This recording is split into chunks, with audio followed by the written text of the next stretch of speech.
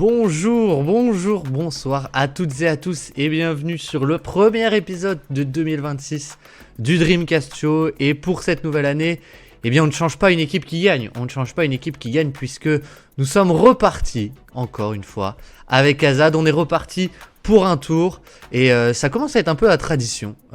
Mais premier podcast de l'année civile, eh bien on va parler des chouchous. Puisque on va commencer la saison avec amour et on va chercher pas des stars, pas des joueurs stars, pas des joueurs complètement inconnus, quoique on verra, mais des joueurs juste qui nous font vibrer et qui nous plaisent et qui sont peut-être passés un peu sous les radars. Donc voilà, le programme il est simple, c'est 5 joueurs chacun et tout simplement on espère que cette nouvelle année vous plaira et on est parti tout de suite.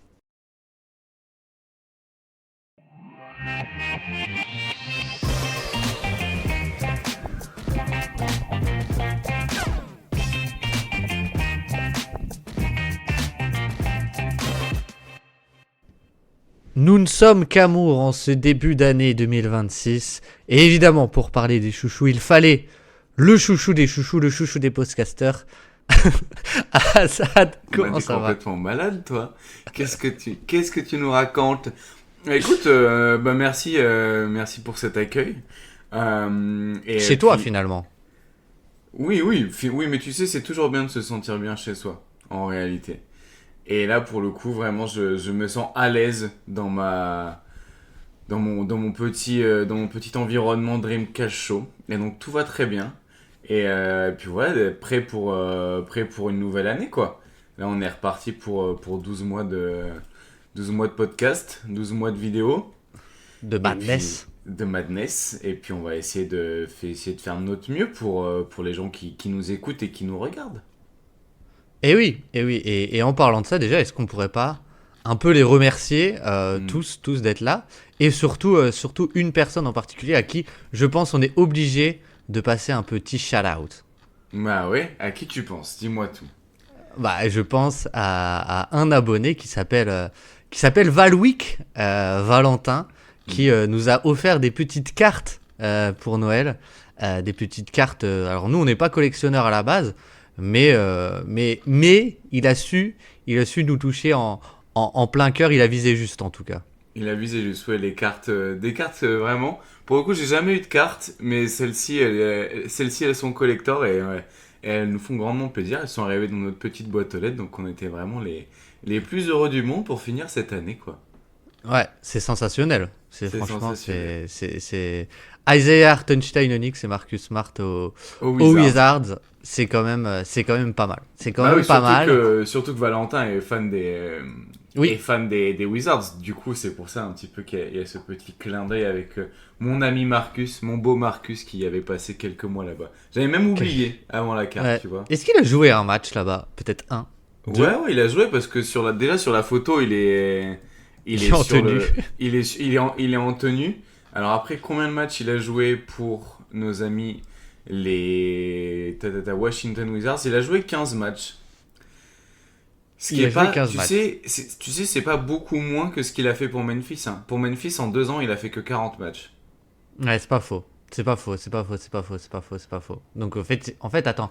En 2 ans au Coplay, il a fait 55 matchs, c'est ça ? Ouais, c'est ça. Et là, cette année, il en a fait 22 pour les Lakers. Ah, c'est vrai qu'il est aux Lakers. Bon, est-ce qu'il y aura des Wizards dans ce classement Azad ? Je ne sais pas. Mais j'ai un peu posé la question pour voir un peu les sons de cloche de la commu, de qui est-ce qui sont les joueurs un peu que les gens aiment. Et alors, on a eu du Michael Bridges, du Stephen Castle, du Colin Gillespie, du Tyler Kolek, du Maxime Reynaud, du Will Richard, du Kayson Wallace, du Jamal Sheed, du Jamir Watkins, du Carlo Matkovic, du John Conchar, du Cedric Coward, du RJ Barrett, du Keyonte George, du Derrick Quinn, du Josh Hart, beaucoup de Stephen Castle, encore du Jamal Sheed, du Jalen Tyson, AJ Mitchell, et c'est déjà pas mal. C'est des beaux noms. Après, il y a eu tous les rookies, globalement, la classe de draft de rookies qui fait quand même kiffer. Pas mal de Keyonte George aussi. Pas mal de VJ Edgecombe, de Dylan Harper. tout ce genre de joueurs, du Jordan Walsh, peut-être qu'on en parlera. Et ça fait énormément de monde. Mais ce que je voulais dire, c'est que c'est qu'il y a aussi eu un Saddiq Bey. Et est-ce qu'il y aura un Saddiq Bey dans une de nos équipes ? Je ne sais pas. Mais c'est peut-être aussi le moment de rappeler un peu les critères il n'y en a pas vraiment, mais juste histoire de dire, ce ne sera pas des joueurs sur lesquels on a déjà fait des vidéos. Genre non. Rich Shepard, je vais pas le prendre. Même si, tu vois, je pourrais être malhonnête et te dire que les Rockets ont un meilleur rating avec Rich Shepard, alors que c'est déjà une équipe à plus 10 de net rating, mais je le ferai pas. Parce que c'est juste de la réussite au tir ou non réussite au tir des adversaires. Donc tu vois, je suis quand même quelqu'un d'honnête. Mais du coup, c'est quoi un peu les critères, Azad ? C'est des joueurs qui sont pas des stars et sur lesquels on n'a pas fait de vidéo encore ? Ouais, c'est ça, hein, je pense, parce que du coup, et où j'ai pas prévu d'en faire tout de suite. Donc, potentiellement, il y a des noms là qui sont sortis dans la liste des gens qui écoutent, pour qui il va y avoir une vidéo, par exemple, et donc pour lesquels j'ai décidé de pas mettre dans la liste, vu qu'on va déjà un peu détailler le profil une prochaine fois. Donc c'est ça, c'est pas encore une vidéo ou pas de vidéo prévue sur Dreamcast Show pour l'instant. Et des joueurs qui peuvent être soit un peu sous les radars, soit qui nous plaisent. Mais oui, je te disais un peu le nombre de minutes de certains des joueurs que j'ai. Voilà. S'il y a des mecs que vous avez jamais vu jouer, c'est ok. C'est pas grave. C'est même ok. C'est l'occasion de découvrir potentiellement des noms. Donc, exactement. Voilà. Exactement. Des noms qui seront sans doute des futurs superstars, c'est ça ? Bah, alors pour le coup, l'année dernière, quand tu m'as envoyé la liste de nos chouchous de l'année dernière, on s'était pas trop mal débrouillé en vrai. Ah oui, alors je l'ai sous les yeux, et c'est vrai que c'est pas mal. On avait de ton côté Anthony Black, Norman Powell, Najee Marshall, Jake Laravia, Nemaskita et Peyton Pritchard, que tu avais dit un peu en bonus. Moi au début j'avais pris Stephen Castle, mais on avait dit qu'on en avait déjà parlé et qu'il y avait une vidéo, donc il était remplacé par Dyson Daniels, Quentin Grimes, pas comme Daddy, Santi Aldama et Goga Bitadze. Okay. C'est pas mal. Franchement, c'est pas mal. Ils ont tous une carrière. Oui, ils ont une carrière. Ils sont encore là. Ils sont pas encore out of the league. Donc, écoute, si c'est bon pour toi, pour ne pas faire de redite, commençons avec ton premier chouchou de cette saison 2026. Alors, je pense qu'on va commencer peut-être par mon porteur de balle. J'ai essayé de faire une équipe en fait. Bon, vous allez voir que l'équipe ne gagnera peut-être pas beaucoup de matchs, mais elle pourrait être plutôt bonne en défense peut-être. Mais du coup, je vais commencer avec mon porteur de balle. Porteur de balle de 6-7 de haut avec une envergure de 6-11. Donc tu vois, profil quand même intéressant pour un porteur de balle. Je sais pas ce que t'en penses, mais ça fait quand même physiquement intéressant. Physiquement assez intéressant. Et qui a vraiment augmenté son usage. Il est passé de 16 à 22% d'usage. Avec une belle augmentation d'efficacité qui est liée à une petite surchauffe à 3 points, mais c'est une surchauffe qui est liée à son catch and shoot plus qu'à son pull-up, donc entre guillemets, je trouve ça plutôt encourageant. Et il a augmenté aussi son volume de playmaking en passant de 0,80 à 1 de ratio de playmaking. Et en plus de ça, son volume de drive a augmenté. Il est passé de 4 drives par match à plus de 9 drives par match. Ouh. Et attends, juste tu peux me répéter est-ce que tu l'as dit, son pourcentage à 3 points peut-être ? Son pourcentage à 3 points, il est passé de 34 à 40. De 34 à 40, d'accord, intéressant. Voilà. Mais il en prend un peu moins qu'avant. Là, il commence à avoir un profil un peu plus de star dans ses tirs, parce que ses longues distances, ils sont passés de 3% à 13%. Ah oui, d'accord. Donc il y a un peu une starification, quoi. Le volume, le volume de tirs compliqués a augmenté. Exactement. Et le volume de création aussi, parce qu'il est passé de 77 à 53% de paniers assistés. Et pourtant, l'efficacité est passée de 102 points par son tir tenté à 117. Ah oui, c'était carrément nul. 102. Ouais. J'avoue que j'ai une idée, mais je suis pas sûr et certain. Okay. Parce que pour moi, il prenait déjà pas mal de tirs à mi-distance, donc je vais dire Scottie Barnes. Mais alors, c'est pas Scottie Barnes. Non, on n'est pas sur Scottie Barnes. Je vais te donner un autre indicateur qui peut être... Scotty Barnes, 117 points par 100 tirs, donc 1,17 points par tir. Ok. Pas mal. Pas J'étais mal. pas loin. Pas mal du tout.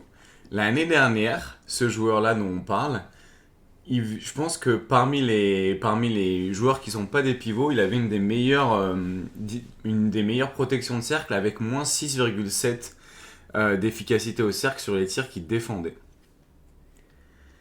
Mais Cade, c'est une star. Et, Non, écoute, et la- donne-nous la réponse. et l'année dernière, il était rookie aux Washington Wizards.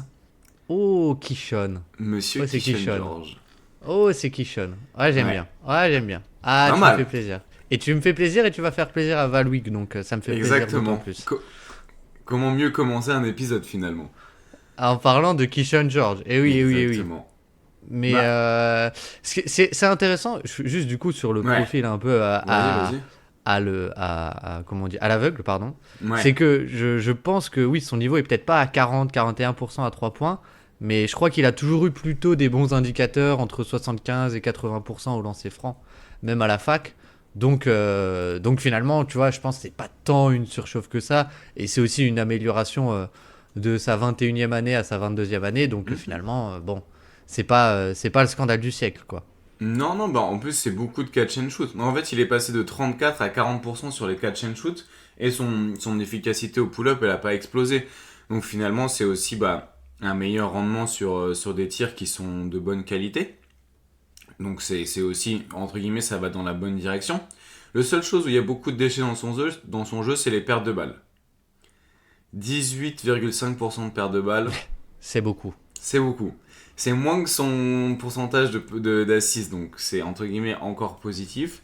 Mais c'est quand même beaucoup. Après, c'est aussi dans une équipe où il n'y a pas beaucoup de créateurs, il n'y a pas beaucoup toujours du spacing, donc entre guillemets, ça peut aussi jouer. Puis, entre guillemets, il apprend à jouer avec un ballon dans les mains. Mais ce que je trouve super avec ce joueur, c'est finalement qu'il puisse jouer avec et sans ballon. Et ça, je trouve un joueur qui est aussi grand, du coup 6-7 avec 6-11 d'envergure, qui puisse être un porteur de balle mais jouer à côté d'un porteur de balle, moi je trouve ça absolument génial, surtout comme on dit, il y a le volume de catch and shoot et l'efficacité qui augmente, donc il a cette valeur de spacing off ball. Il sait poser des écrans, se projeter, il peut jouer connecteur et tu vois, porter la balle en transition sur du pick and roll avec Alexar qui fonctionne très bien. Voilà, je trouve que ça fait quand même beaucoup de choses à aimer. Le profil théorique est vraiment très très bon. Et je me rappelle cet été, quand on imaginait un peu des trades autour des Celtics, quand on voyait un petit peu l'état de l'équipe et qu'il fallait absolument changer des choses, c'était clairement un joueur que j'aurais aimé que Boston aille chercher en échangeant potentiellement, je sais pas, Jrue Holiday ou Porzingis, quelque chose comme ça, à le récupérer dans un trade, parce que pour moi c'est vraiment ces joueurs que je trouve, en tout cas dans la théorie, qui se rapprochent plus de la perfection dans ce que j'attends d'un joueur de basket, qui est du coup pas un mismatch défensif, pas un joueur qui casse ton spacing, et un joueur qui peut porter la balle et t'apporter du connecting. Donc dans la théorie, finalement, un petit peu genre tout ce qu'on aime, quoi. Ouais, clairement. Et ce que je trouve intéressant, c'est. Enfin, ça a toujours été un joueur assez marrant déjà par son profil physique, où il est très grand, mais en même temps, il est un peu lent, un peu pâteau, un peu, je dis bien un peu, Kyle Ouais. Anderson-esque, tu vois. Mais plus rapide quand même. Hein. Oui, oui, j'espère bien. Mais tu vois, il y a ce côté grand playmaker, mais qui en même temps Ouais. est pas non plus. C'est plus un connecteur qu'un playmaker, presque, j'ai envie de dire. Et ce que j'aime bien, et je suis en train de me brancher sur les Wizards de 2026, mais j'aimais déjà bien en 2025, c'est le côté où il est aussi utilisé, tu vois, off-ball en tant que shooter quand c'est Alex Sarr qui a la balle, par exemple, ce qu'ils aiment bien faire avec, on va dire, pas mal de spacing, et lui finalement, c'était en tout cas l'année dernière leur meilleur shooter, ou en tout cas le shooter avec l'utilisation la plus variée. Et tu vois, c'est pas juste du catch and shoot statique dans le corner, c'est aussi parfois un peu de tir en mouvement, et il y a du bon decision making aussi, comme tu as dit, avec pas mal de tu vois, passer au-dessus, être grand quand même avec cette taille, ça l'aide pas mal. Donc c'est assez intéressant, et je trouve que le duo avec Alexar marche plutôt pas mal. Ouais, non, franchement, c'est. Puis, ouais, même le fait, tu vois, qu'il soit aussi grand pour la passe, ça ouvre quand même beaucoup plus beaucoup plus de Oh bah c'est ouf, possibilités. Quoi. Donc, la différence est ouf. ouais. Et il y a un truc que je me demande, deux choses que je me demande, c'est... Deux choses. Allez, Deux pas choses. plus, hein, parce que après moi j'ai. Ouais, puis après, faut qu'on enchaîne, quoi. Faut peut-être pas que... Mais c'est... Est-ce que... Genre, est-ce que... C'est quoi son rôle défensif idéal? C'est un peu genre... Est-ce que tu peux l'utiliser pour un peu tricher sur les match-ups comme les Celtics utilisent Tatum, par exemple ou... Oh, mais c'est marrant quand tu m'as dit c'est quoi son rôle idéal en défense, j'étais là genre. Alors, là j'imagine bien mon gros costaud de Jason Tatum, mais je pense que il sera pas aussi costaud et j'imagine plus. Non, le genre. Dis-toi le rêve entre guillemets, c'est Paul George. Ah oui. Paul George Prime. Mais non, mais dans l'utilisation, hein, pas dans le niveau qu'il Oui, va pas dans le avoir. rayonnement, quoi. Ouais, Oui, ok. oui. Après, Mais on parce sait que jamais. Mais quand même. je me Restons dis, sérieux. il y a quand même, tu vois, actuellement au Wizard, un mec qui en tant que roamer est absolument génial et qui s'appelle Alex Sarr. Donc tu vois, t'as peut-être une valeur double à chercher avec Keyshawn George. Même s'il est génial off-ball, t'as peut-être plus envie que ce soit Alex Sarr le plus possible ton joueur off-ball, ton roamer. Quoi, Ouais, clairement. tu vois. Mais tu vois, tu peux l'avoir un peu dans l'aide haute. Tu vois, dans l'idée où tu as toujours une aide en haut, une aide en bas avec un mec autour de la tête de raquette ou au nail, un peu à la Tatum, et un roamer. Je sais pas, par exemple, tu vois, tu prends un peu comment on faisait Boston, soit en Ouais. 2022, soit en 2024, avec Porzingis Tatum ou avec Robert Williams Tatum. Oui, et puis tu me diras, t'as jamais trop de protecteurs de cercle. Et je te dirais, oui, c'est vrai. Non, surtout si Euh, c'est des protecteurs de cercle qui ont de la mobilité, parce que c'est ça qui est génial. oui. Avec les deux d'ailleurs. C'est vrai. C'est vrai. C'est vrai. C'est très vrai. Et d'ailleurs, ma dernière question, du coup, ma deuxième question, c'est est-ce qu'il est un peu touche à tout partout, mais est-ce qu'il y a un truc où tu trouves qu'il est vraiment, peut-être pas élite, mais très très bon? C'est quoi sa plus-value finalement? Moi, je pense que c'est. En fait, ça pourrait devenir son drive. Et pour l'instant, Ok. ça l'est pas encore. Mais de par sa taille et par les profils qui vont le défendre, je pense que le drive, ça peut vraiment être une arme. Et après, sinon, moi, je dirais que sa force primaire et ce qui fait qu'il est touche à tout, c'est ses lectures, quoi.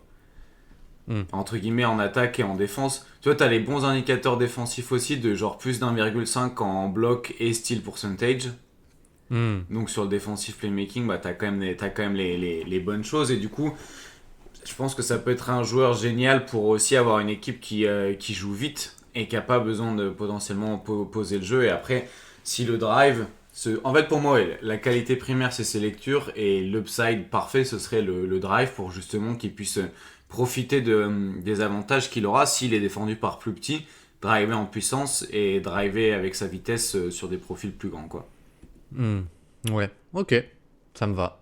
Ça me plaît. Ben, ça me plaît bien. Ça me plaît beaucoup ton premier choix. Mais en Ton tout cas, premier quand choix même, me... presque 10 drives par match, Ouais. c'est encourageant.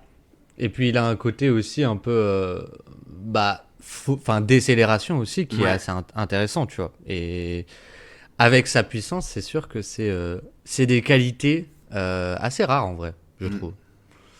Est-ce que je commence? Est-ce que je Vas-y, commence? On vas-y, expédie le vas-y. sujet? On expédie le Allez, sujet que tout le monde attend? vas-y, dis-moi tout. Bon, bah mon porteur de balle. Ton porteur de Euh, balle. mais qui est-ce que ça peut bien être? Enfin, un de mes porteurs de balle, parce que moi j'en ai plein. Ah, J'adore les porteurs de balles. Tout le monde adore les porteurs de balles. Alors, il est pas très grand. Il fait 6'1". Il est petit gaucher. même, je dirais, du coup. Il est petit. C'était le coéquipier de Oso Igodaro à Marquette. Qu'est-ce que je peux te dire? Il crée beaucoup de jeux. Il a un ratio assist par usage de 1,58. C'est quand même pas mal. Il est pas très efficace, mais bon, c'est quand même un super passeur. Est-ce que tu sais de qui je veux parler? Est-ce que c'est un joueur qui a mis qui a mis le feu à Noël? Qui a foutu le feu, ouais. Ok. Qui a foutu le feu à Noël, exactement. Ah, quel kiffeur. Et Tyler Kolek? C'est Tyler the Creator, exactement. Ça marche, Tyler the Creator. On dit qu'on fait comme ça. Non, mais c'est Tyler Kolek. C'est Tyler Kolek. En fait, ce qui est ouf avec Tyler Kolek, et je veux bien ton avis dessus, c'est, bon, évidemment, tous les fans d'Enix l'adore. Je pense que c'est sûr. C'est un joueur qui a été drafté assez vieux. Il a quand même déjà plus de 24 ans. Je sais même pas s'il sera dans le top 25 des moins de 25 ans. Mais ce qui est assez valuable déjà, c'est sa qualité, je trouve, de playmaking. Parce qu'il peut passer... Ce que j'aime bien, c'est qu'il peut passer un peu des deux mains. Bon, surtout main gauche, mais un peu des deux mains. Il peut passer surtout, ça je trouve c'est assez incroyable, c'est un des meilleurs passeurs avec le dribble en vie. Tu vois, il peut passer un peu à chaque instant, je trouve.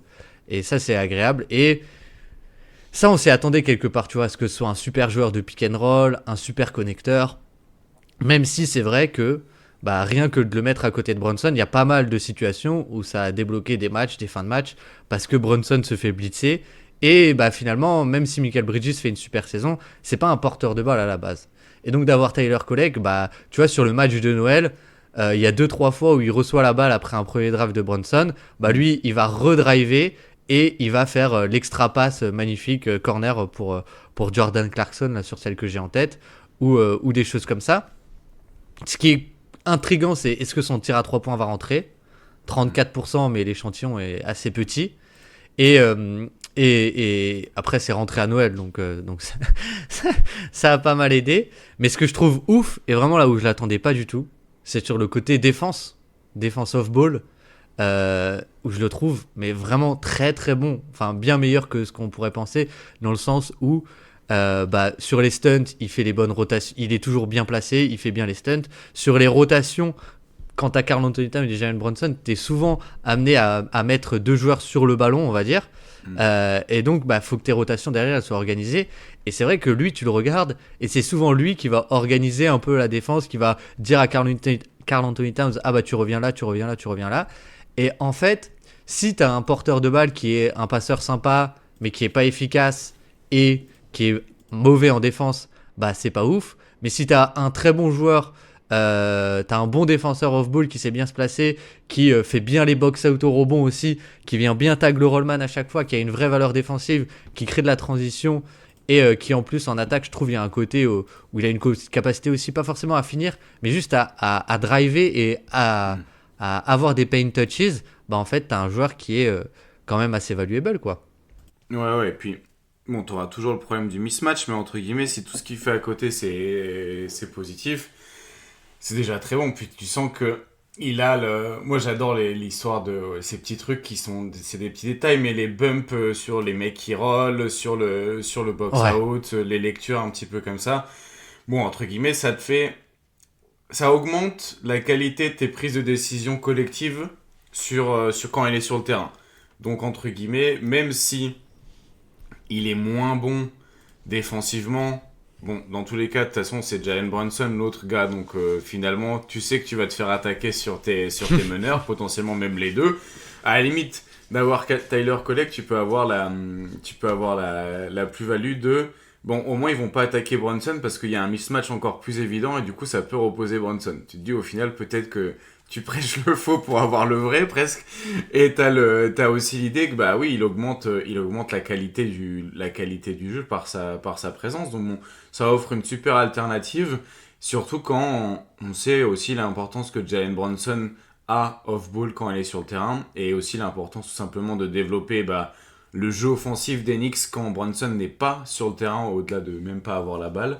Donc pour moi, c'est un super profil qui, en plus, vraiment différent de celui de McBride, qui parfois peut-être pouvait être un peu limité en sortie de banc. Donc je pense même pour l'impact collectif, s'il joue, c'est pas pour rien, quoi. Ouais, et je trouve les deux avec McBride se complètent bien, même des deux côtés du terrain, tu vois. McBride en défense, t'as envie de l'avoir sur le point d'attaque, t'as envie de l'avoir sur la balle. Donc ouais, c'est sûr.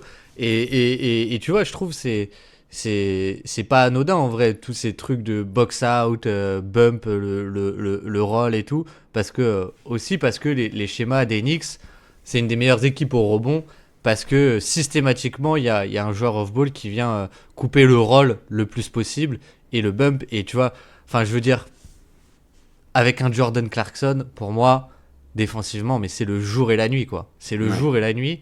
Et je pensais pas dire ça de Tyler Colleg. Donc ça fait plaisir, quoi, tout simplement.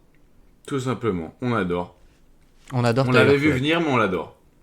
Exactement. exactement. On l'adore quand même. C'est dur de pas l'adorer, en vrai. Exactement. Je t'en prie, continue. Qui tu vas Alors, mettre à côté de Mr. Keyshawn George? et je vais mettre un mec qui a à peu près les mêmes mensurations, qui est 6'7 de haut et qui a 6'11 d'envergure. Donc on est encore sur un. Il fait les Raptors. Il fait l'équipe rêvée de Masai Ujiri. Exactement, on pense à lui. Alors pour le coup, là il est un peu moins porteur de balle. Mais ce qui m'a vraiment plu chez lui pour l'instant de ce que j'ai vu, parce qu'il y a que 359 minutes d'après cleaning de glace, donc on n'est pas sur un joueur qui a beaucoup joué. Et pour dire un peu les usages, on est sur 11% d'usage. Donc on n'est vraiment pas sur un joueur qui a beaucoup la balle. Par Ah contre, oui. Ah oui, c'est par, pas beaucoup, oui. par contre, on a allez, 0,9 de block percentage et 2,5 de steal percentage. Ouh, 2,5 de style, c'est pas mal. Et bon, c'est grosse pincette parce que du coup, petit échantillon. Mais les on-off de playmaking défensif et de bataille des possessions sont très bons aussi. Parce que ça, c'est un joueur qui se projette très bien au rebond aussi. C'est un crash and finish qui défend très bien. Mais Est-ce que... qui a seulement 19 ans.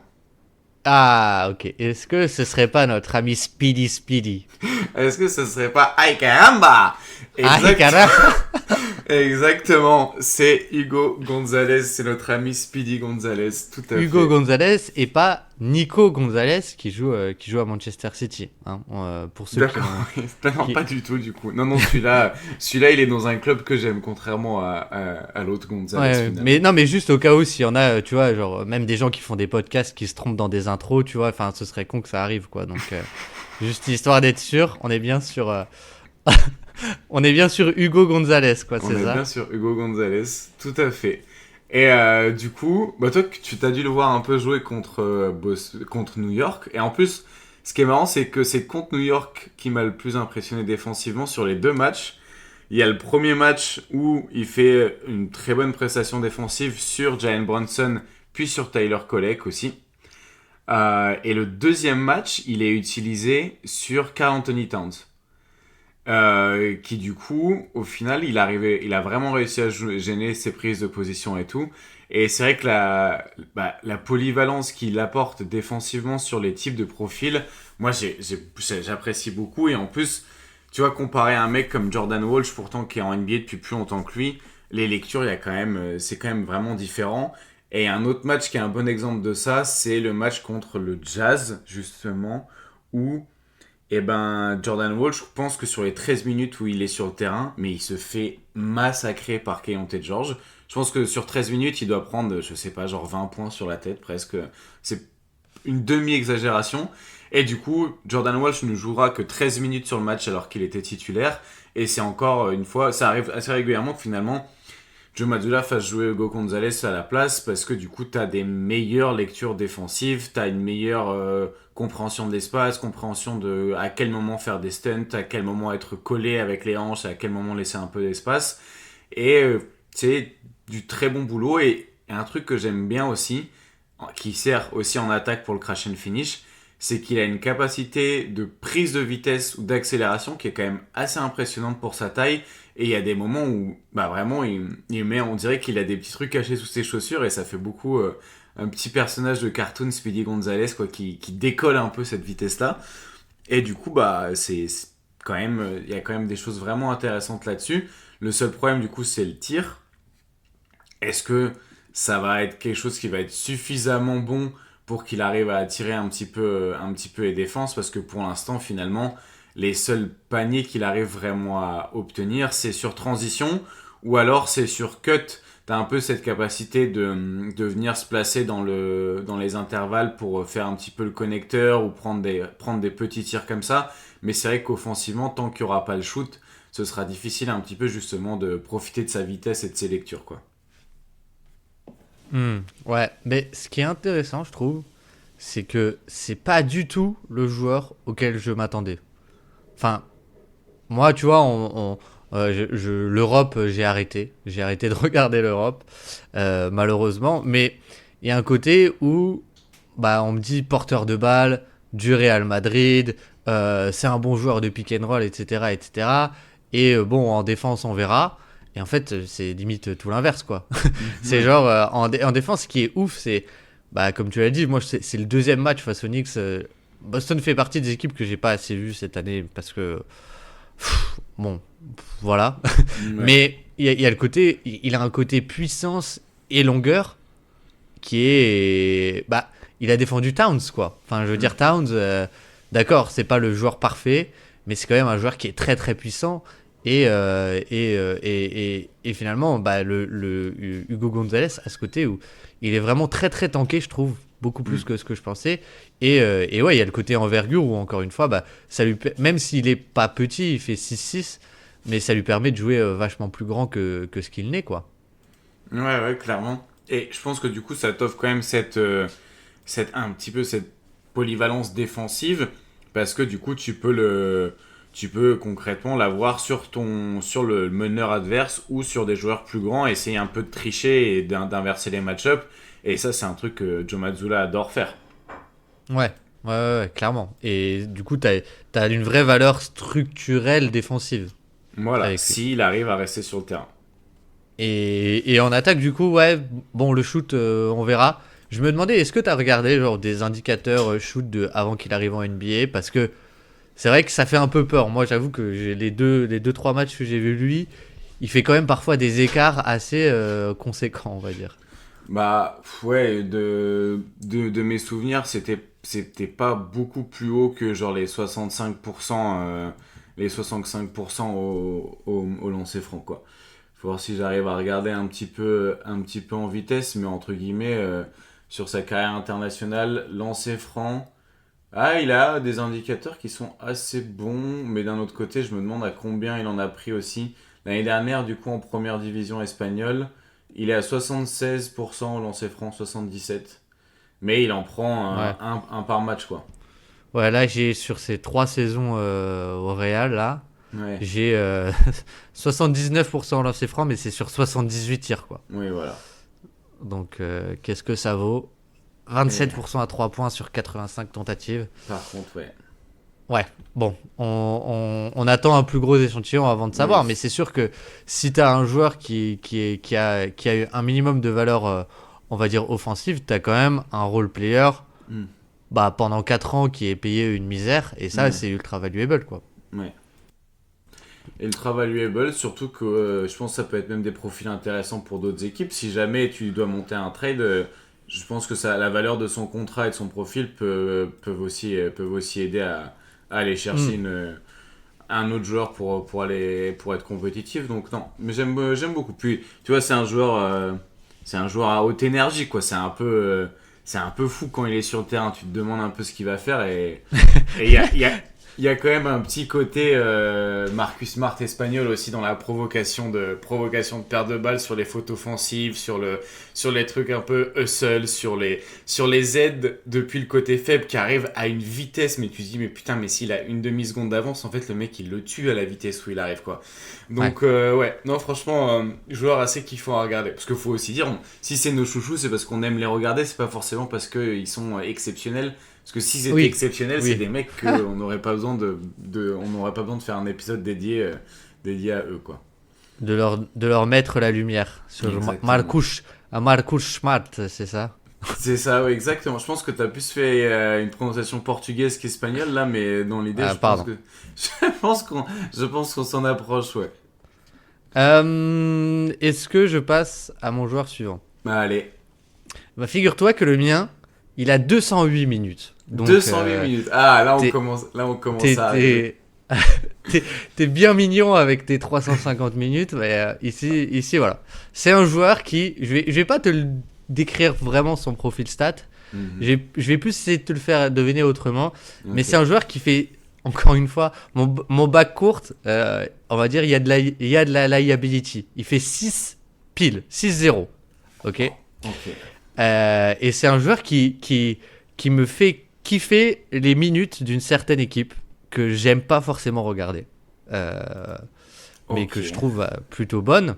C'est un rookie, donc c'est 208 minutes en NBA actuellement. Mais il a des très longs bras. Il a 6, je crois, plus de 6-7, je crois, d'envergure. Ok. Donc c'est quand même pas mal. Et ce que j'aime bien, c'est que c'est un joueur qui est... bon, c'est un petit échantillon, mais tu vois, il est déjà au-dessus de l'efficacité moyenne de NBA, par exemple. Et est-ce que tu as une idée ou pas? C'est un joueur, mais du coup, donc ça peut pas être Jamal Sheed dans tous les cas, parce que non, dans tous les cas, là on cherche un rookie. Hein. On cherche un rookie, ouais. On cherche un rookie qui ferait 6 de haut, mais qui aurait 6-7 d'envergure, Ouais. et dans une équipe que t'aimes pas regarder. Que j'aime pas regarder, mais c'est pas une équipe mauvaise. C'est une très bonne équipe que je pense peut être très très forte, qui peut être très très forte cette année. Et il fait partie un peu de la seconde unit qui me fait kiffer dans cette équipe. Il est, voilà, 18% d'usage, 1,17 points par tir. Il perd pas beaucoup de ballons, 0,86 d'assists par usage. Est-ce que t'as une idée ou pas du tout? Mais, si ça se trouve, genre, tu penses que je le connais quand même. Genre, quand tu vas me dire son nom, je vais pas être là, genre, j'ai jamais entendu parler. Ah, sûr. On en a déjà parlé dans le podcast, donc... On en a déjà parlé dans le podcast. Est-ce que... Non, il joue pas à OKC. Non. Bah ok, si, moi, je préfère regarder que toi. Mais Bah, oui, oui. Mais, ah là il là, est gaucher. C'est un gaucher. C'est un gaucher. C'est un fils d'eux. c'est un gaucher et c'est un fils de... Euh, Est-ce que... Ah, Est-ce que c'est une équipe à l'Est? c'est une équipe à l'Est, ouais. Est-ce que c'est une équipe en Floride? C'est une équipe en Floride qui va aller en finale de conférence face aux Hawks, d'après toi. Ok, donc c'est Jazz Richardson. C'est Jace Richardson, ouais, exactement. Du coup, de Orlando. De Orlando. Et que j'adore. Et que j'adore. Je le trouve assez cool à regarder, déjà. Ouais. Mais ouais, comme je dis, déjà, je pense le premier truc qui est intéressant avec lui, bon, c'est la valeur offensive, parce que défensivement, bah, dès qu'il joue des gros matchs, même tu vois le match face aux Knicks en NBA Cup, bah, il rentre parce qu'il y a un peu des blessés, et il met ses tirs, et il a une vraie valeur là-dessus, mais il se fait cibler sur le post-up par Bronson, tu vois, de manière presque immédiate, et c'est un peu dommage, parce que dans la théorie, l'équipe d'Orlando, enfin là où ils font un peu leur beurre, c'est que c'est une équipe qui a quasiment aucune liability à attaquer en défense, quoi. Ouais. Et ça dénote un peu, mais ce que j'aime bien, c'est que l'attaque dénote aussi un peu avec le Magic, et je trouve que, en fait, c'est un peu un profil de connecteur parfait, dans le sens où le shoot est là, je pense. Bon, on va pas dire les pourcentages, parce que, oui, ok, il est à 36%, mais c'est 12 tirs rentrés sur 33 tirs tentés. Mais il Bon, shootait voilà. déjà bien avant.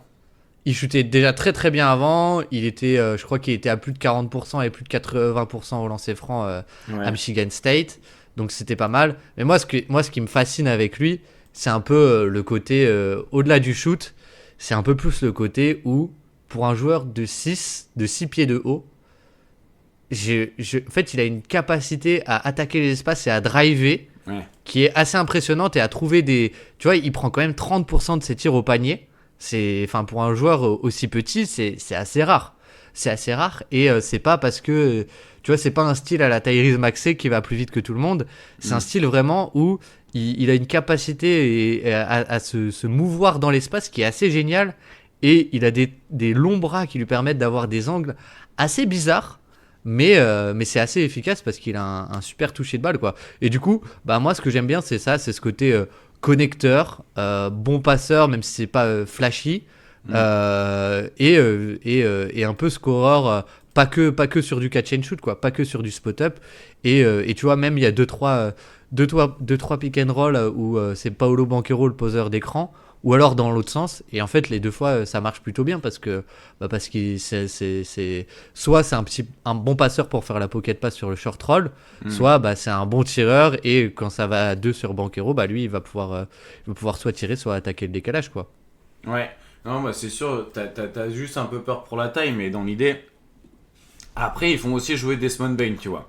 Donc, entre guillemets, ils pourraient l'avoir un petit peu dans le même rôle, finalement. Ouais. Oui, bah, et d'ailleurs c'est un peu le cas en vrai. En vrai, même si Bane a beaucoup plus de création, t'as quand même ce côté où peut-être que c'est lui que t'as envie d'utiliser le plus en poseur d'écran, en porteur de balle aussi pour tes Franz Wagner et Paolo Banchero. Mhm. Et c'est plutôt chouette. C'est plutôt chouette. Donc tu vois, je sais pas s'il y aura un autre joueur du Magic. Peut-être. Franchement, c'est possible. Aïe, aïe, Franchement, aïe. c'est possible. Qui a pas Donc, c'est beaucoup de possible minutes qu'on- non plus. C'est possible qu'on reparle du Magic, mais tu vois, en vrai, enfin voilà, moi j'aime bien et je le trouve, je trouve que c'est un joueur. Toute la vente de ce joueur, c'est qu'il va être efficace. Ouais. Et je trouve que pour l'instant, il l'est quoi. T'as un super rendement offensif avec lui quoi. Je trouve que voilà, l'attaque elle respire un peu quand il est là. Ouais, puis je trouve que il a quand même une grosse activité. Entre guillemets, il y a un vrai moteur offensif aussi à aller se battre un peu sur les rebonds, à être dans la proposition, à prendre des décisions rapides. Ce qui est très important, surtout quand t'es rookie et que tu vas pas avoir beaucoup de minutes, entre guillemets, pour montrer ce que tu sais faire. Donc, non, moi j'ai beaucoup aimé les passages où je l'ai vu jouer. Mais les rookies d'Orlando, je les ai bien aimés, ouais. Ouais, ouais. Peut-être qu'on va reparler d'un autre rookie d'Orlando. Mmh. Peut-être. Ouais, je sais pas qui. Hein. J'ai Bah aucune d'ailleurs, idée. on peut le faire maintenant parce que c'est mon poste 3 dans mon équipe. Ouais, qui ça va bien être. Alors là, alors fais-moi deviner, vas-y, fais-moi deviner. Alors, je vais te donner des stats un peu défensives. Donc on a un de block percentage et un de steal percentage. Mhm. Sur l'impact à la bataille des possessions, on a plus 10% d'offensive rebound quand il est sur le terrain. 98e centile. On a un ratio de playmaking à 0,8. Donc plutôt orienté sur la passe. Et puis on a surtout on a quand même un gros défenseur capable d'être connecteur, impact sur la bataille des possessions. Et en attaque, ça va plutôt être du jeu sans ballon avec une très bonne capacité à couper. Et il y a des belles illustrations de ça, notamment avec Banchero, où Banchero l'a aussi trouvé 2-3 fois sur des cuts quand il avait justement un petit peu de gravité. Même si hier, on l'a vu faire un joli move au poste. Il a attaqué Bénédicte Mathurin au post-up. Et il l'a bien enfoncé jusqu'au cercle et il a utilisé son pied de pivot pour le faire sauter et le marquer dessus. Donc il y a du basket. Voilà. Est-ce que tu penses avoir trouvé? Non. Tu donnes ta langue au chat, c'est ça? Ouais, franchement, j'étais pendu à tes lèvres, j'étais pendu à tes lèvres, mais je sais pas. Eh ben, Est-ce qu'il a un frère Est-ce qu'il a un frère qui est basketteur pro aussi? alors qui a fait son premier match professionnel il y a une semaine ou deux, ouais. Je sais pas. C'est Noah Penda, du coup, pour ceux qui n'avaient pas deviné, du coup, on avait fait le profil de draft l'année dernière. C'est vrai. C'est vrai. C'est vrai. Et on s'était bien amusé. On était en mode, franchement, t'as un profil quand même assez valuable, quoi. T'as un profil qui peut être dans un rôle qui sera pas une star, mais Ah non. qui peut être assez valuable. C'est ça. Et ce qui est plutôt cool pour l'instant en plus, bon, c'est tout petit en échantillon, mais il a un volume à 3 points qui est relativement haut, c'est 40% de ses tirs, et pour l'instant il les met à 38%. On parle de très peu de minutes, mais au moins qu'il les prenne, et tu vois qu'il refuse pas ces tirs-là, ça lui permet de prendre entre guillemets l'habitude tout simplement d'avoir ces tirs-là dans une situation NBA. Et puis, il y a des matchs qu'il a fait où c'est vraiment impressionnant, l'activité défensive et aussi en fait cette volonté d'impacter de manière collective finalement le jeu. Il y a une contre-attaque qui est à mourir de rire où en gros je crois je sais plus contre qui c'est, mais il fait une interception, il part en contre-attaque, il transmet la balle pour la contre-attaque, je crois que c'est à Desmond Bane ou à Tyus Jones, et au moment où il passe la balle, le mec pull-up directement en transition, et lui il se préparait à se mettre dans le corner pour donner de l'espace, et tu vois que à peine il voit les bras se lever pour le tir de son coéquipier, que bam, direct il part au rebond offensif. Il n'y a même pas une demi-seconde d'hésitation de genre quel est mon rôle à ce moment-là. et il va chercher les rebonds off. Et tu regardes sur les matchs qu'il a joué, il y a un match qui est assez ouf, c'est contre les Knicks. En 6 minutes, il a pris 3 rebonds offensifs.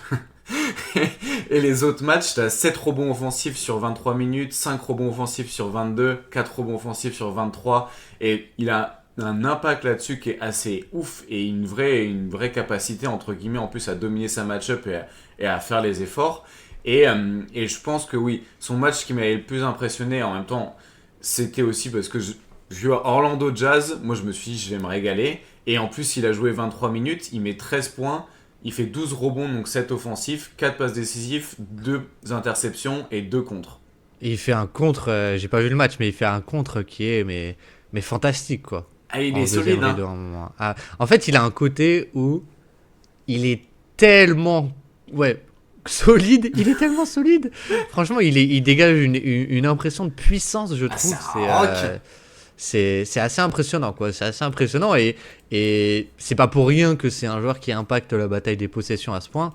Et tu vois, dans cette NBA un peu bataille des possessions et tout, bah t'as un profil quand même qui te change un peu la donne, quoi. Qui te change un peu la donne par sa simple présence. C'est un peu la star cachée de la bataille des possessions, même s'il y a peut-être un autre Français, je sais pas si on en parlera, mais qui est un peu dans le même registre. Ouais. Mais c'est agréable, quoi. C'est trop bien. Mais nos Français, qu'est-ce que je raconte moi? Les Français en NBA, genre, ils récupèrent quand même pas mal de rebonds offensifs. J'ai fait un truc sur l'équipe là, et j'ai fait les stats du mois de décembre. Et je crois que sur le mois de décembre, entre guillemets, dans les 50 joueurs qui prennent le plus de rebonds offensifs, il y a 6 Français.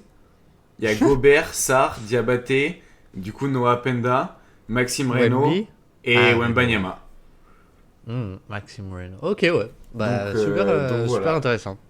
Bah ouais, je pense que ça c'est quand même un joueur qui Noah Penda, je pense que c'est un joueur qui va, tu vois, il y en a parfois il vient, on aime bien leur début de saison, mais voilà, je pense que Noah on va le suivre pendant longtemps et je pense que évidemment, ça joue le fait qu'il soit français, même si je pense qu'on n'est pas les plus chauvins. On n'est pas les plus chauvins, non. Vraiment, on peut pas nous lancer la pierre. On fait pas, c'est pas notre beurre. Mais après, il y a aussi, tu vois, vu qu'on a fait 2 épisodes avec Guillaume Vizade, qui était là longtemps pendant sa formation, qu'il a coaché à Vichy en équipe de France et au Mans.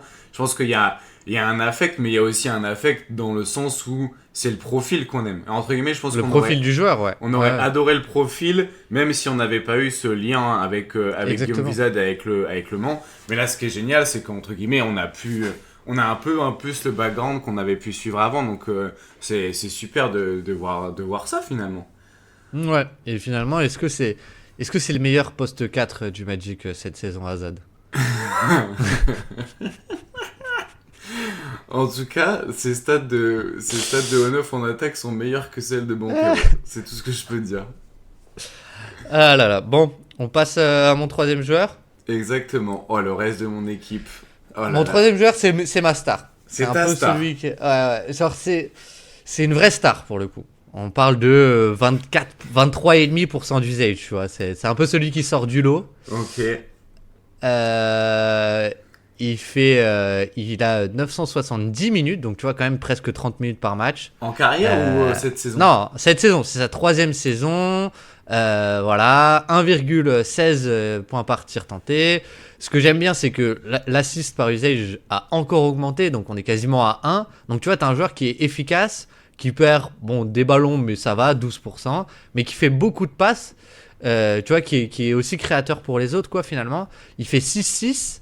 Et c'est un peu une des belles histoires dans une belle équipe de cette année, quoi.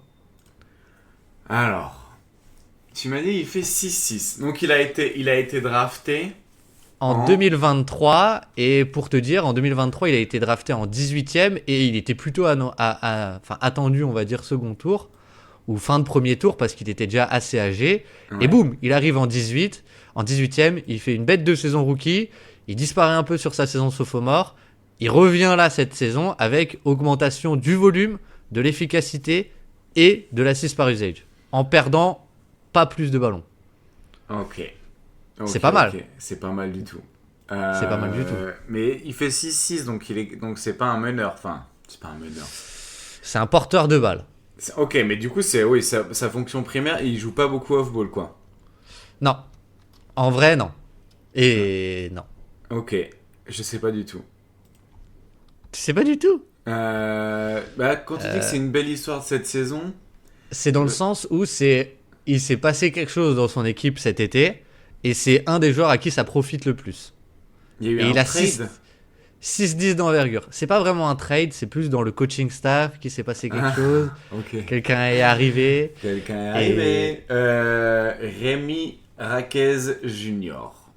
Exactement. Ouais. Exactement. Et j'aurais bien aimé faire quelque chose sur lui. Mais bon, pour l'instant, on l'a pas encore fait. Peut-être que ça viendra. Mais d'ailleurs, Ilmatic a fait une vidéo là-dessus. Ouais. Donc je peux vous encourager à aller la voir. Je dis ça et je suis désolé, mais je suis honnête, je ne l'ai pas encore vue. Mais je compte la voir. Mais je n'ai aucun doute que, sachant que c'est Ilmatic qui l'a faite, elle est de qualité, la vidéo. Exactement. Donc je ne peux partir de ce postulat-là avec Matt sans trop de problème. Exactement, exactement. Et donc Jaime Raquez, qui est finalement la question que je me pose, c'est est-ce que c'est pas le meilleur moteur offensif du Heat cette saison?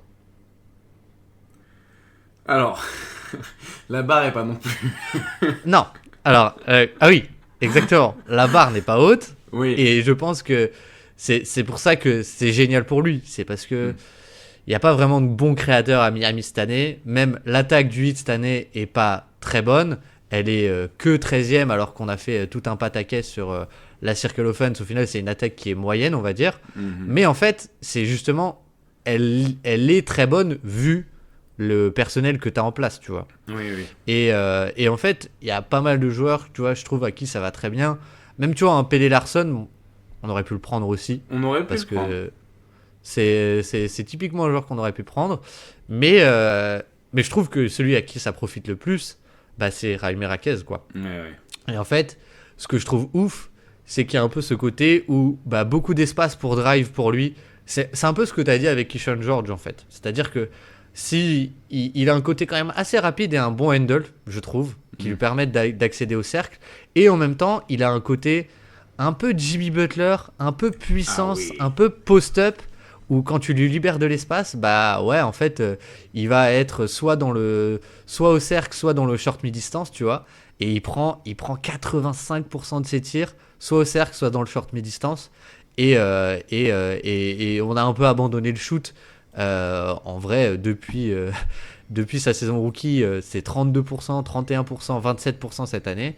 Mais en fait, ça représente beaucoup moins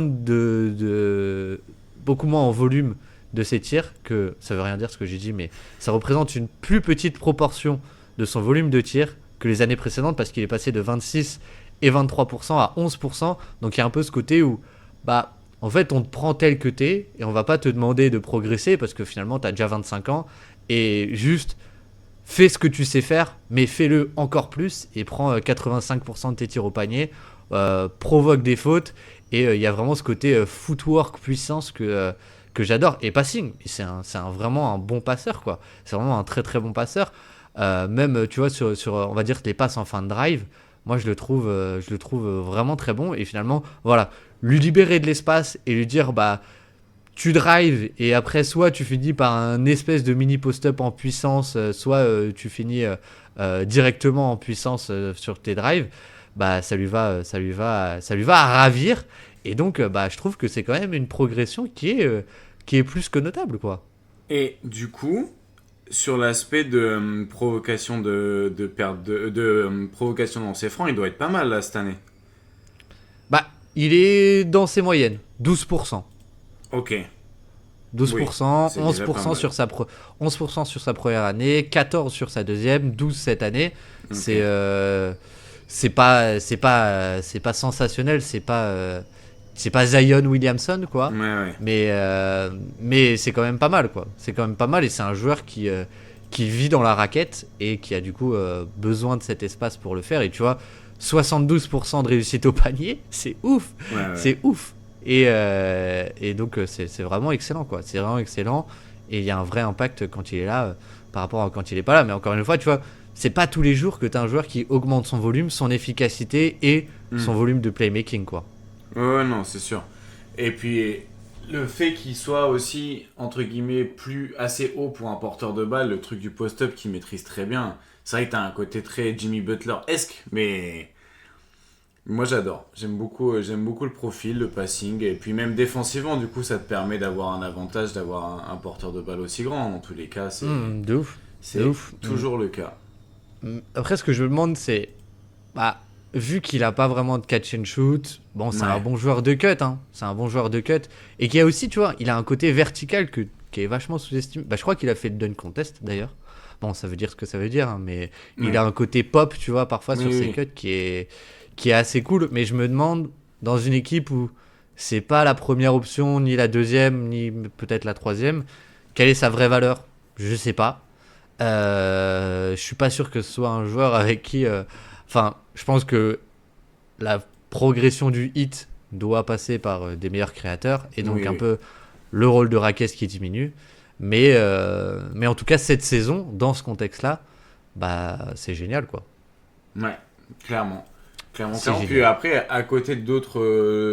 je pense que à côté d'autres gros créateurs, le passing et les lectures seront quand même toujours utiles, entre guillemets. Oui, ça c'est sûr. Mais le shooting devra vraiment être de qualité pour que ça puisse tenir encore plus dans une équipe compétitive.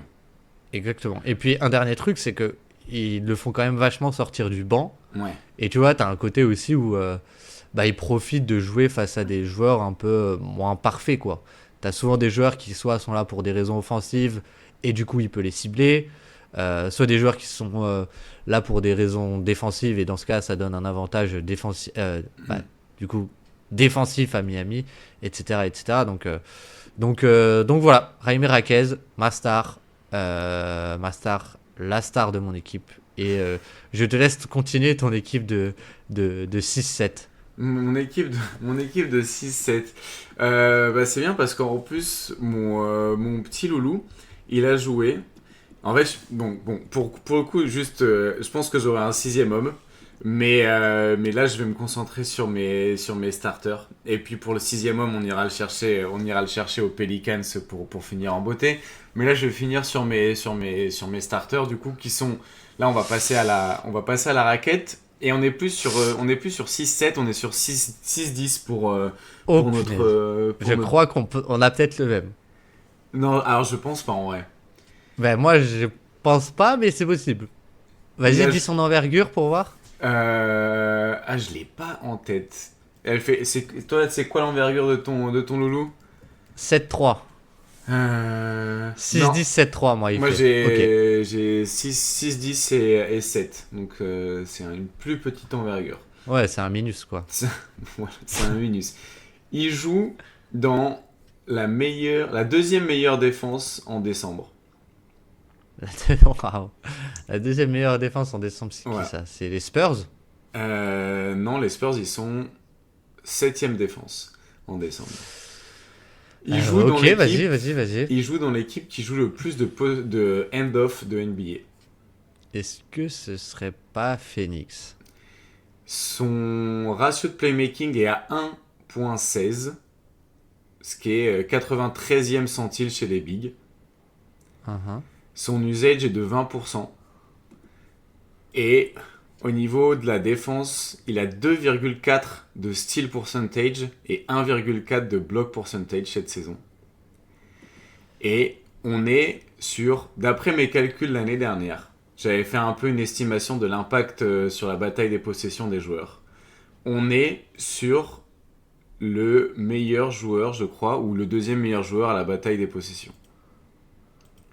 En termes d'impact défensif. Attends, redis-moi ces chiffres au style et bloc. 2,4 style et 1,5 je crois bloc. Bon, j'ai une petite idée. Ok, c'est quoi ta petite idée? Ma petite idée, c'est que tu m'as pas répondu sur est-ce que c'est aux Suns, donc je vais dire Ryan Dunn. C'est pas aux Suns. Je sais pas alors. C'est Day'Ron Sharpe. Oh mec, c'est ouf. C'est ouf parce que j'ai failli le prendre. Et je me suis dit, j'ai pas assez vu Brooklyn cette année, mais les pivots qui sont à genre plus de 1 d'assist par usage, en général, ça finit dans cet épisode. Ça finit dans notre panier. Alors moi, pour le coup, j'avais plutôt vu l'année dernière des passages parce que quand il était ressorti aussi bien sur la bataille des possessions et tout, j'avais un peu creusé pour voir le joueur. Et c'est vrai que c'est vraiment les profils qu'on adore parce que c'est un joueur de end-off et c'est un hub offensif en attaque. C'est un passeur sensationnel. C'est un très bon passeur. C'est un très bon connecteur. Cette année, en plus, avec une meilleure utilisation, son efficacité au cercle, elle a explosé. Donc, on est passé de 62% au cercle à 80%. Donc, vu qu'il a une meilleure efficacité au cercle, il est devenu efficace. Il est à 130 il a 1,3 points par tir tenté. L'efficacité, elle est aussi venue parce que la provocation de perte de balle a explosé, passé de 9 à 17. Donc, offensivement, une bien meilleure utilisation sur ces 15 minutes.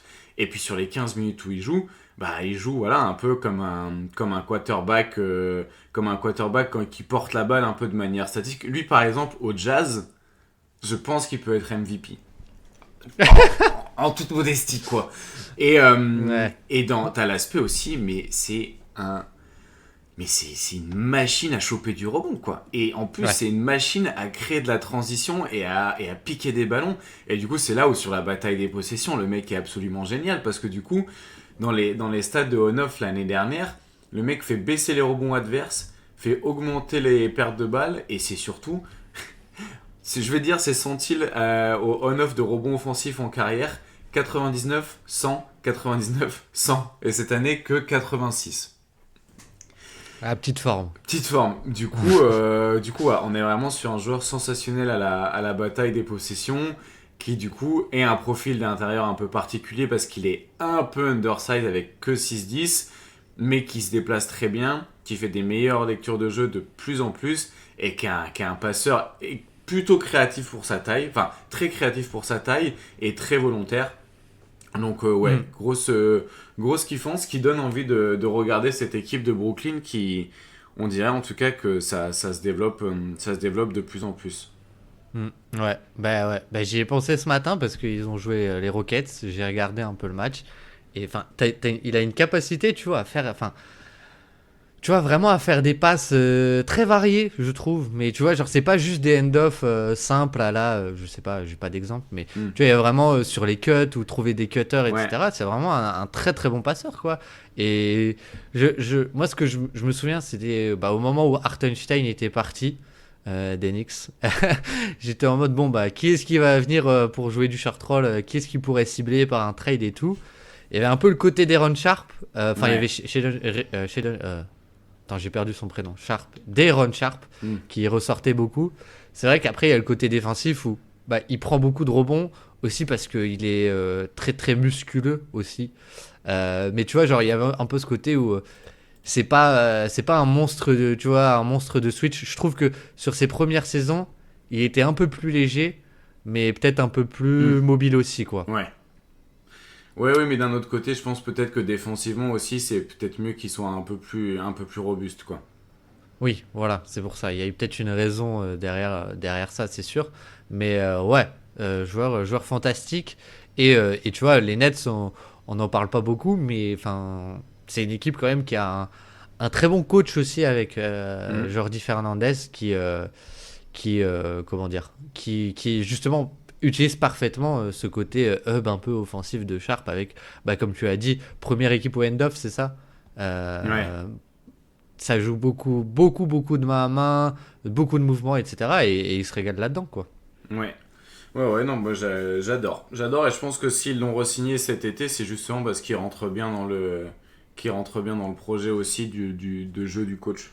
Et quand tu vois l'utilisation de Claxton, elle est très proche en attaque maintenant.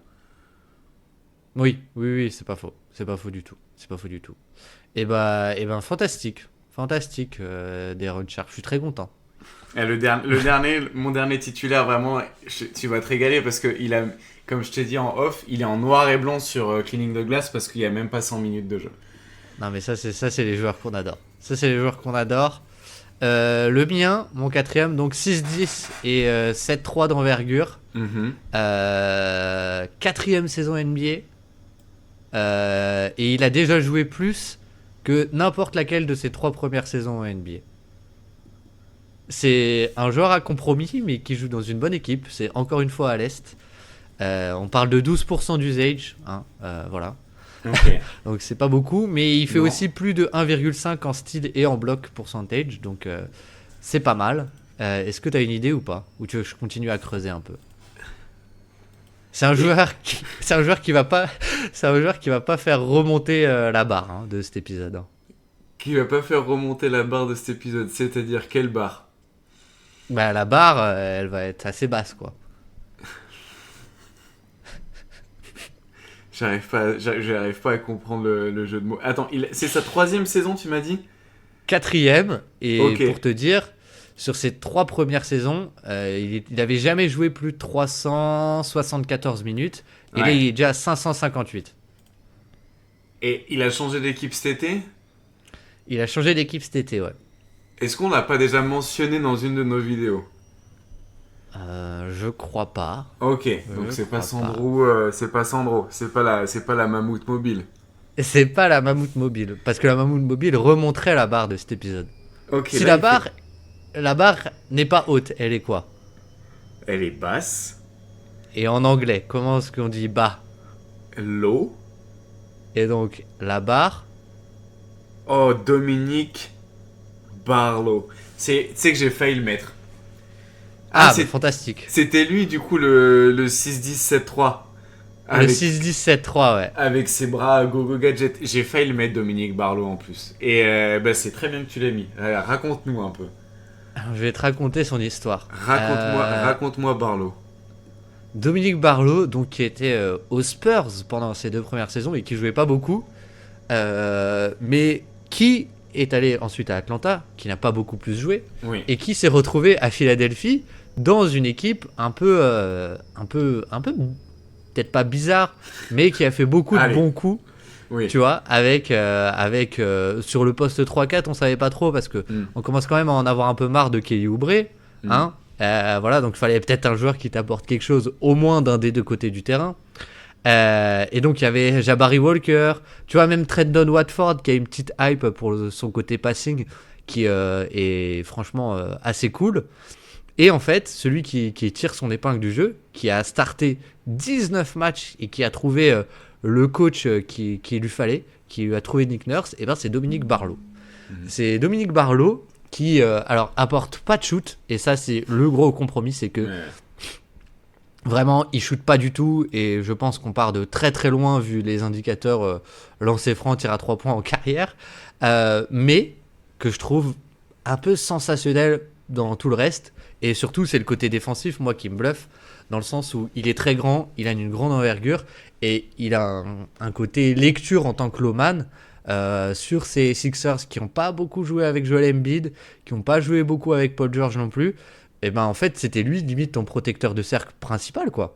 Et il est pas ultra vertical, mais il est tellement long et tellement bien placé tout le temps que bah, t'as un vrai bon défenseur déjà là-dessus, Ouais. qui te permet aussi de jouer sur la bataille des possessions, et ça Nick Nurse il aime bien. Et en attaque, c'est un bon passeur, et c'est un bon, très très bon, c'est un des meilleurs je pense même en termes de cut de toute la NBA quoi. Et donc finalement, je pense que ça lui permet d'avoir un minimum de valeur offensive, parce que Ouais. comme j'ai dit, très peu de responsabilités, et à part faire des cuts ou l'extra pass, il sait pas faire grand chose. Mais en vrai, bah, dans ces Sixers, tu vois, qui ont un peu besoin de connecting et qui manquaient un peu de ce genre de profil, bah, c'est déjà très cool. Et moi, c'est vraiment le côté défensif où je le trouve bah, fantastique, quoi. Tellement grand, tellement imposant, quoi, depuis un poste extérieur, quand même, que c'est très cool. Et les Sixers sont une très bonne défense, quoi.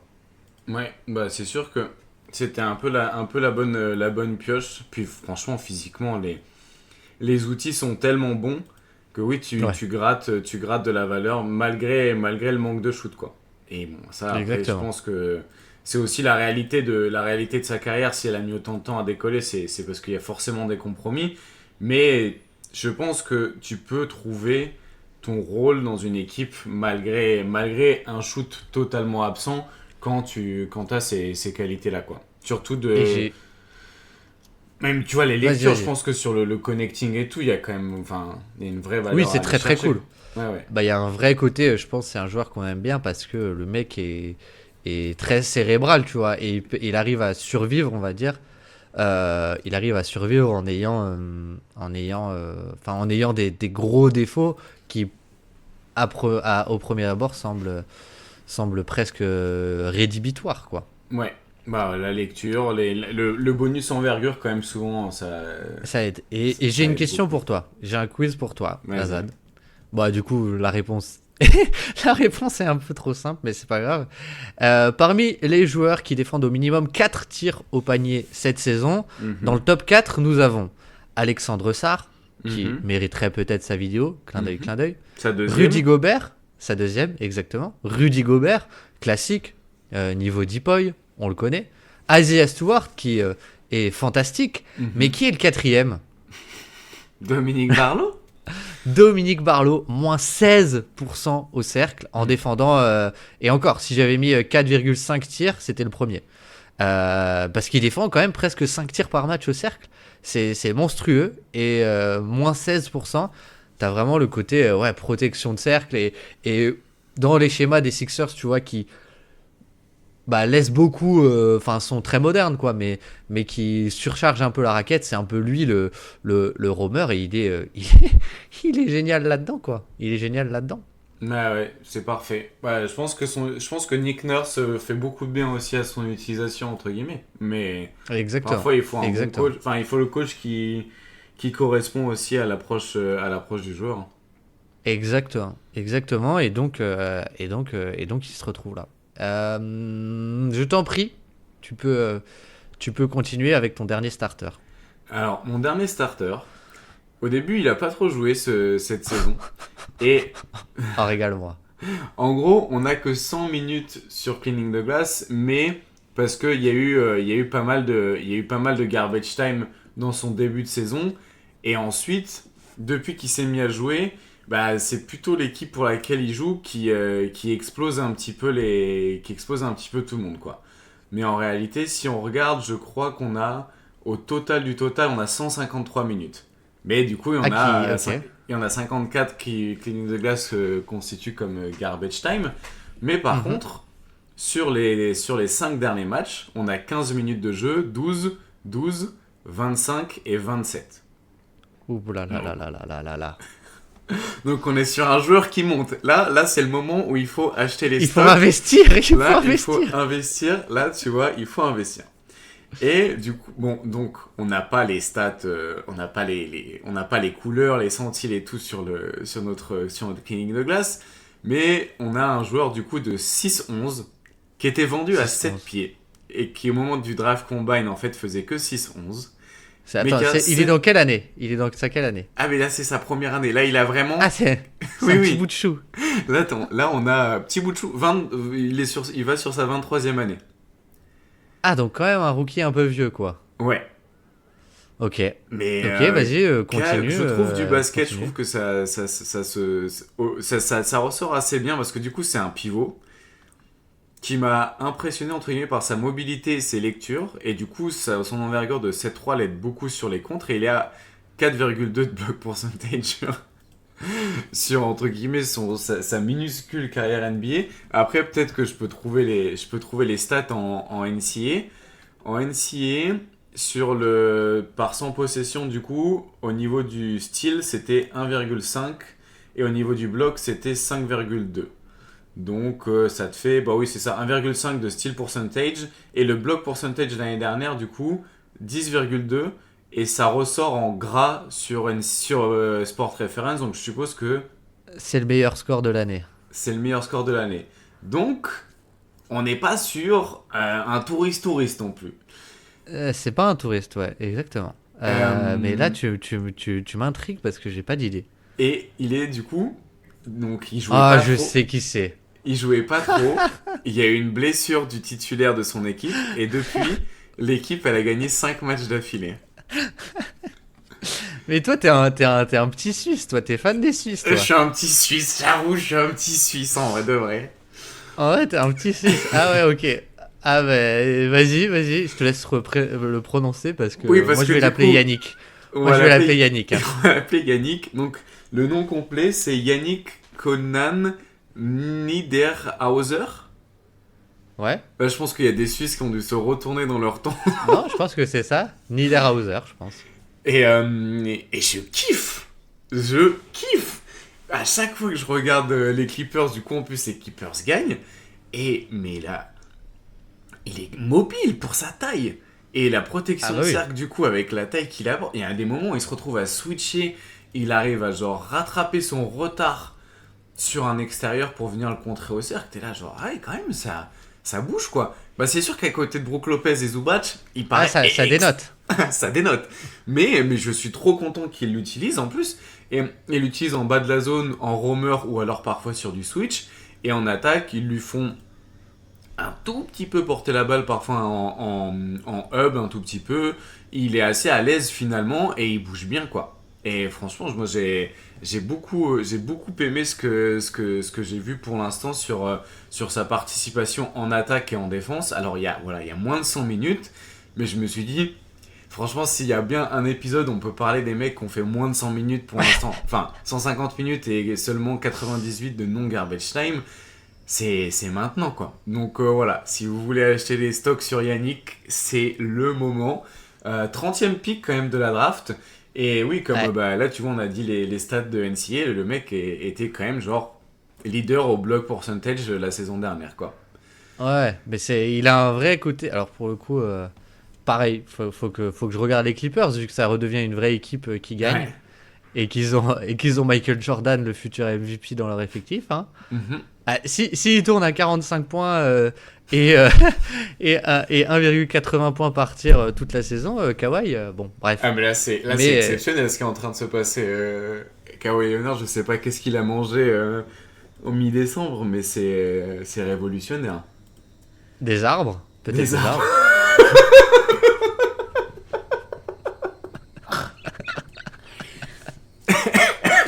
Mais oui, il se passe quelque chose aux Clippers, mais il a un côté, moi je me souviens, il a un vrai côté, le mec est monté sur ressort, quoi. Enfin, c'est assez impressionnant.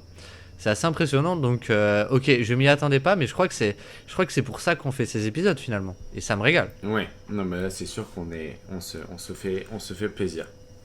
On se fait plaisir. Et bah fantastique, Yannick qui est. Tu penses que ça peut durer les Clippers ou pas? Bah en tout cas ça sera forcément mieux que je pense qu'il y a un monde où ça se rejoint entre guillemets, parce que le début de saison est horrible. Là il y a une vraie surchauffe, mais je pense qu'il y a un monde où ils vont être quand même compétitifs. Hmm. J'y Oui, crois. bah je J'ai pense. envie d'y Moi je croire. pense que le play-in est pas si loin. Ah non, le play-in c'est sûr, mais c'est sûr qu'ils vont aller au play-in ouais. Ouais, malheureusement, J'en suis je pense convaincu. que nos amis, comment ils s'appellent, les Mavs et les Pélicans et les Blazers vont se mettre de côté et les laisser passer. Quoique Bah, les Mavs, si Kyrie revient, sait-on jamais, mais bon, on verra. oui, mais bon, je pense que dans tous les cas, là, tu vois, ils ont fait un début de saison absolument horrible. Et en réalité, c'est là où tu te dis que bon, ça va quand même assez vite. Et il faut pas trop regarder les résultats de début de saison au niveau des victoires et des défaites. Parce que bah, là, ils sont déjà. Oui, ils sont à 2 victoires du play-in. Donc ça peut vite revenir, quoi. Après, Ouais. faut pas qu'il y ait un deuxième trou d'air, quoi. Oui.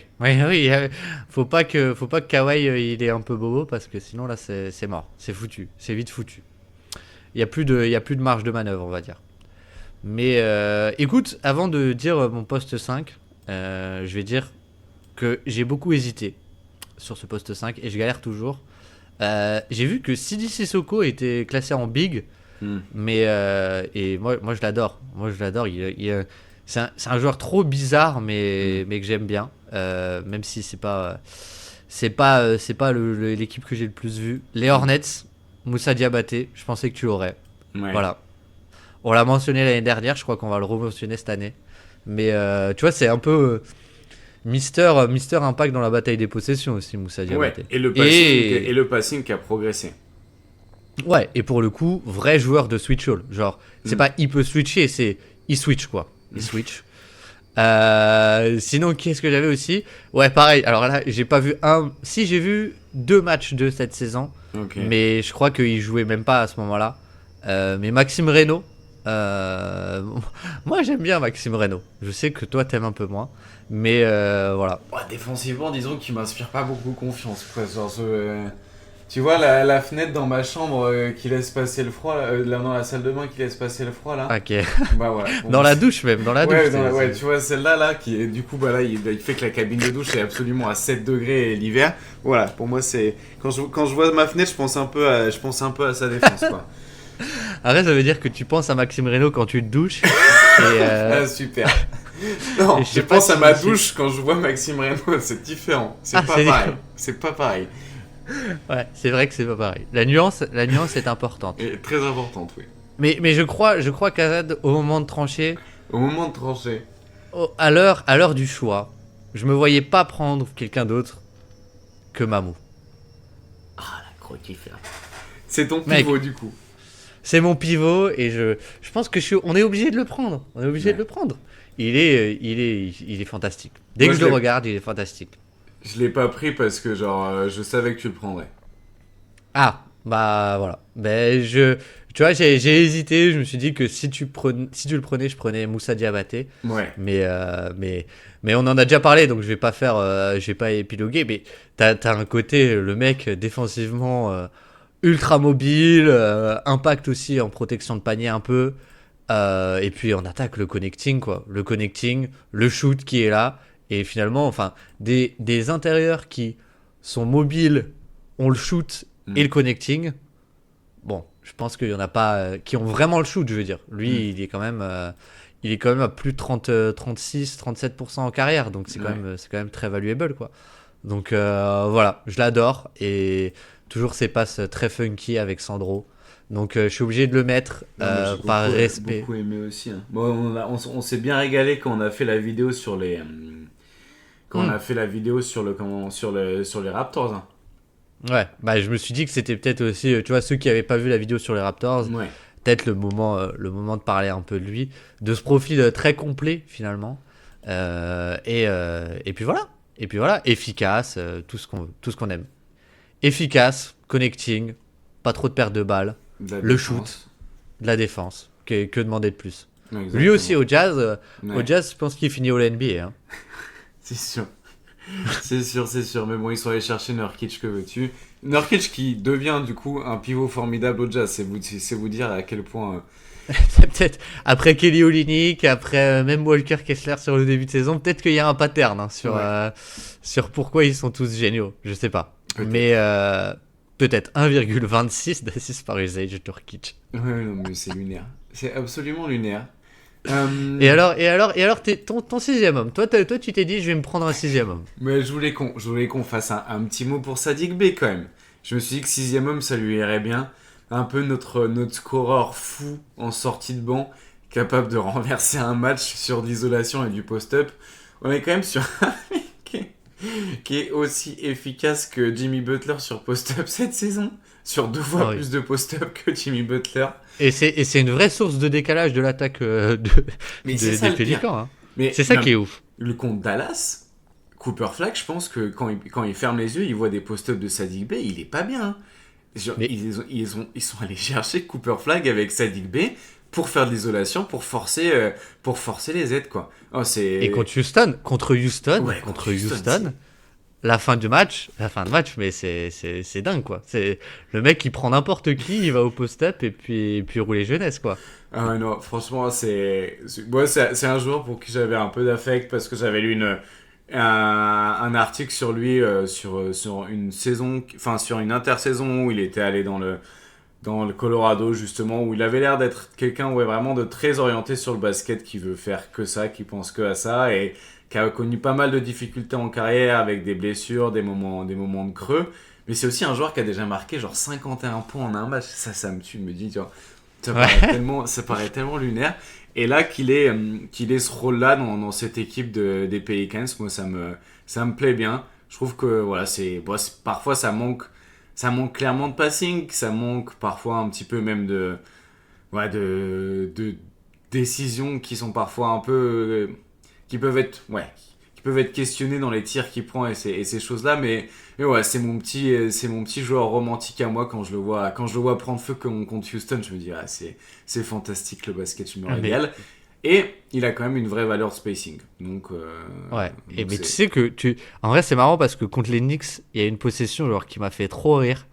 En fait, il va où est-ce qu'il va à ton avis? Il va au post-up. Il va au post-up. Je crois que c'est sur Brunson, donc il a un mismatch. Ouais. Et dans le dunker spot, t'as Queen et Zion.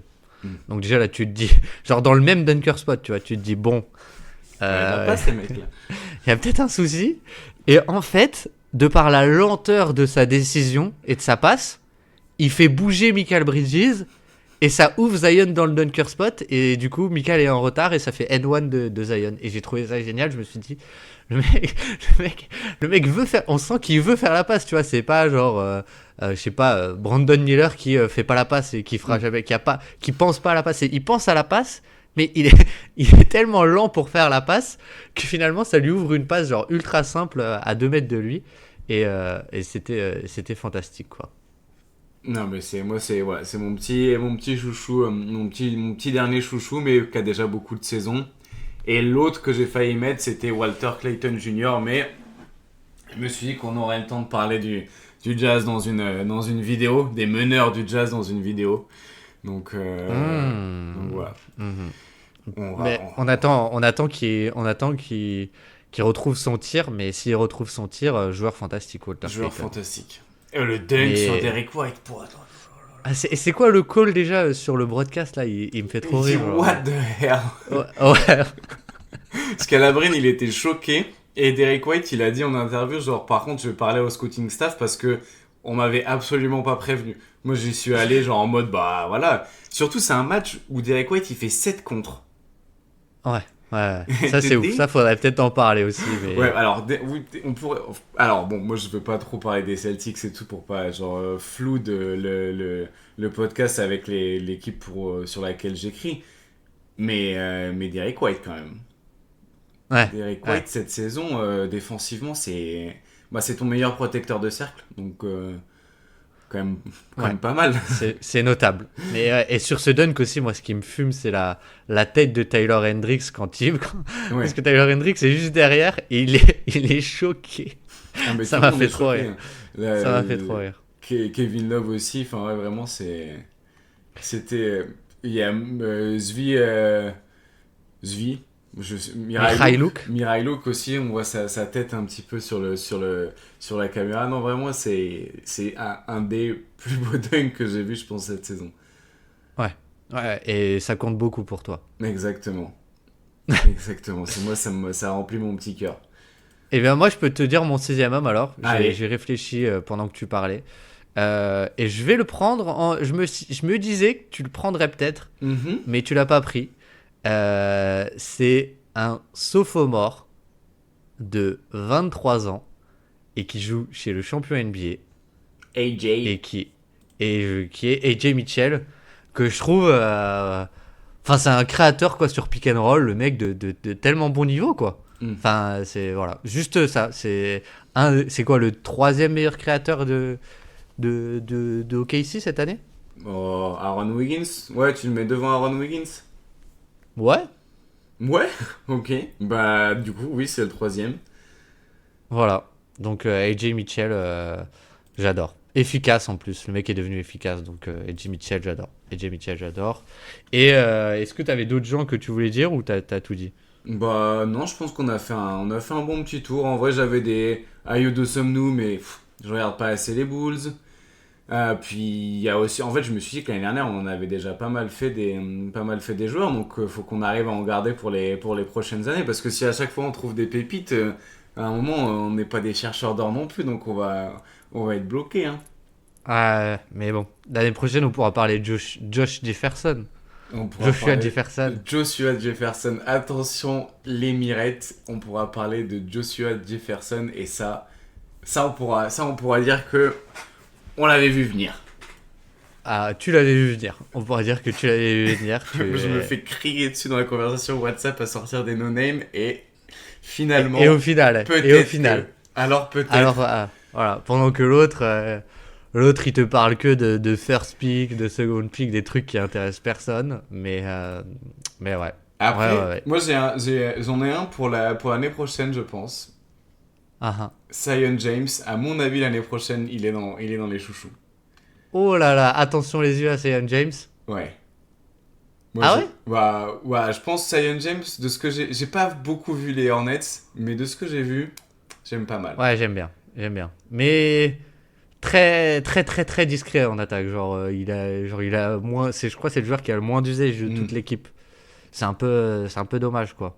Mais en vrai, les Hornets, tu sais qu'il y a aussi Tidjane Salin. Je sais pas ce que ça va donner. Je sais pas où ça va. Mais ça y va. Mais ça y va et c'est franchement des mecs avec ce corps là qui bougent comme ça, c'est assez marrant à voir. Mais oui, wink wink, il y aura pas Con Knuckle dans la liste parce que qu'il y aura des une rookies parce que des rookies à 112 de true shooting plus.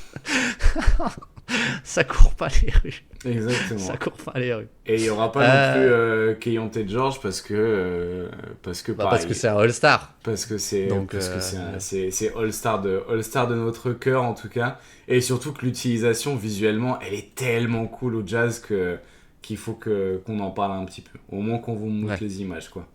Au moins ça quoi. Si vous avez la flemme de regarder les matchs, Azad le fait pour vous. Exactement. Et puis donc voilà, il y a un beau programme qui s'annonce sur la chaîne, des gros noms, on va parler des gros noms. Ouais, exactement. Donc voilà, est-ce que tu as quelque chose à ajouter avant de rendre l'antenne? Eh ben, bonne année à tout le monde. Ouais, finalement. Bonne année. Et surtout la santé. Santé finalement. Surtout, la santé, la bonne humeur. Et puis toujours plus de petits kiffs, de petits moments de bonheur. Voilà, et on espère vous en avoir apporté pendant 1h30. On a fait de notre mieux en tout cas. On a fait de notre mieux. Et sur ce, merci de nous avoir écoutés. Et à très très vite. À bientôt. Ciao ciao.